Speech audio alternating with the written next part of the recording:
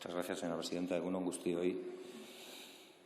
Será el azar, o quizá el azar ha querido que este debate se produzca justo hoy, que alcanzamos el pico histórico máximo del precio de la energía. Pero el azar también se podía haber dado hace una semana o hace dos, porque la desgraciada realidad es que la energía sigue subiendo de manera inexorable y diría que cruel para los bolsillos de los más desfavorecidos, mientras vemos que las eléctricas siguen manteniendo sus márgenes de beneficio. Baste un dato. En los 15 primeros días de este mes, de julio, antes de este pico histórico máximo de la energía, los ciudadanos ya iban a pagar del orden de 21,68 euros más que en el 2020. La rebaja que hoy se plantea a debate aquí, la del IVA más la de los costes de generación, que nadie se olvide, plantean siquiera 8 o 10 euros en la rebaja del precio de la luz. Luego, los ciudadanos y ciudadanas van a pagar del orden de 12 o 13 euros más que el año pasado por el precio de la electricidad. Y las medidas que ustedes plantean, como se lo han señalado ya, son medidas insuficientes, son parches, son cuidados paliativos para una realidad mucho más dolorosa y mucho más dura. Al final, plantear bajar el IVA del 21 al 10% es que el Estado recaude 1.000 millones de euros menos al año, que tendremos que compensar de alguna manera y tendremos que conseguir que de alguna manera no afecten a todos los servicios sociales y a todos los servicios públicos que el Estado oferta. Pero hay más. El precio o la rebaja del 7 al 0%, más generosidad no se le puede pedir a este Gobierno pretendidamente de izquierdas, supone que el Estado deje de ingresar 970 millones de euros al año. Dinero que se ahorran las eléctricas, no los ciudadanos, no las ciudadanas, pero que pierde el Estado, que pierde en definitiva el conjunto de la ciudadanía para políticas públicas. Porque se habla mucho del precio de la energía y se habla de la factura eléctrica, de esa incomprensible, de ese galimatías que se convierte en la factura eléctrica. Bien, igual hay que decir que del 24% de la factura solo corresponde al precio, o que del total del precio de la factura, solo el 24% corresponde al precio de la energía. Habría que decir también que del orden del 50-55% corresponde a algo que se llama costes de redes de transporte y distribución y anualidades del déficit de tarifa. ¿Y saben quién se ve beneficiado de más de la mitad del precio de la factura de cada ciudadano y ciudadana? Las eléctricas. Y solo un 10-15% corresponde a los impuestos. Y es ahí donde hemos decidido, donde este Gobierno ha decidido actuar en lugar de hacerlo sobre el porcentaje mayor, sobre la parte mayor del precio de la factura, el que tiene que ver con los costes de las redes de transporte, distribución y anualidades del déficit de tarifa. Y todo esto se hace porque siempre se nos dice que hay un pool, el pool de la energía, que es el que determina los precios. Se lo han dicho ya.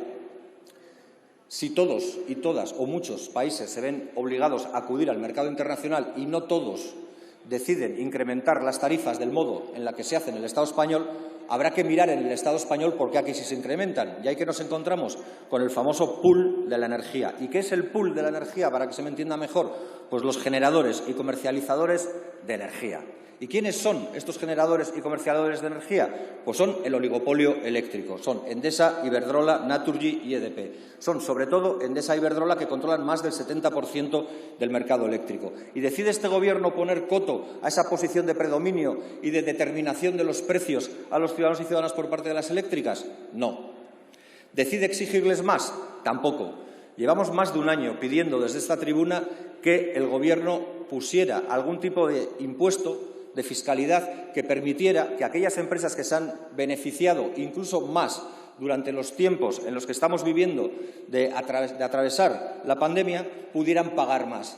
¿Cuál ha sido la respuesta de este Gobierno? No hacer todavía nada, hasta que gente que no se supone más de izquierdas que este Gobierno les pase por la izquierda planteando cosas como estas. Porque habrá que volver a recordar que los beneficios de estas grandes empresas del oligopolio eléctrico español han tenido los beneficios que han tenido en el 2020. Iberdrola, 3.610,7 millones de euros. Endesa, 1.394 millones de euros. Naturgy, 490 millones de euros y EDP, 556 millones de euros.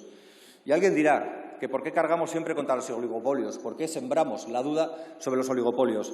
Pues porque tenemos razones y la justicia nos da la razón. Porque Iberdrola ha sido condenada por algo que hizo para alterar los precios del mercado, para manipular el precio de la energía entre noviembre y diciembre del 2012. Cierto es que fue condenada a 25 millones de euros, pero el impacto de lo que hizo supuso del orden de 105 millones de euros. Luego le salió rentable incluso hacerlo y que le sentencien.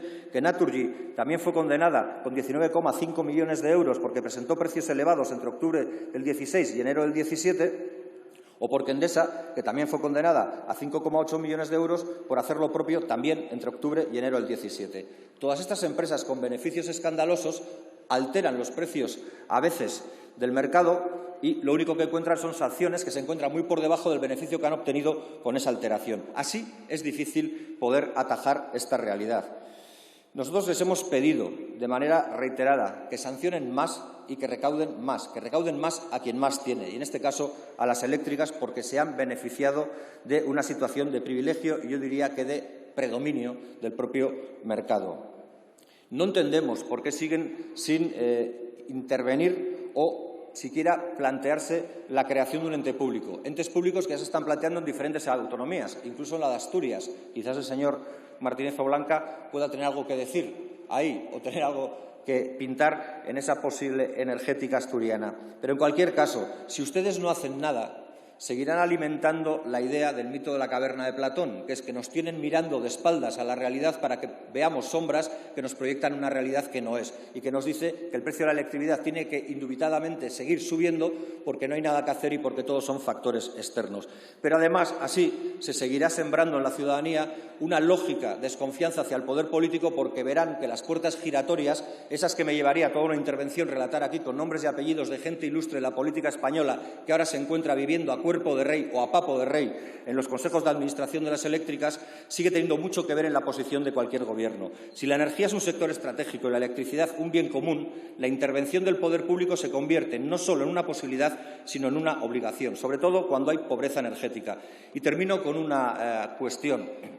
Estos días de efemérides, también con el alzamiento fascista de 1936, hemos oído a algún historiador de 3 al cuarto, a un tal Camuñas, decir lo que ha dicho. Yo quiero traer a Paul Preston.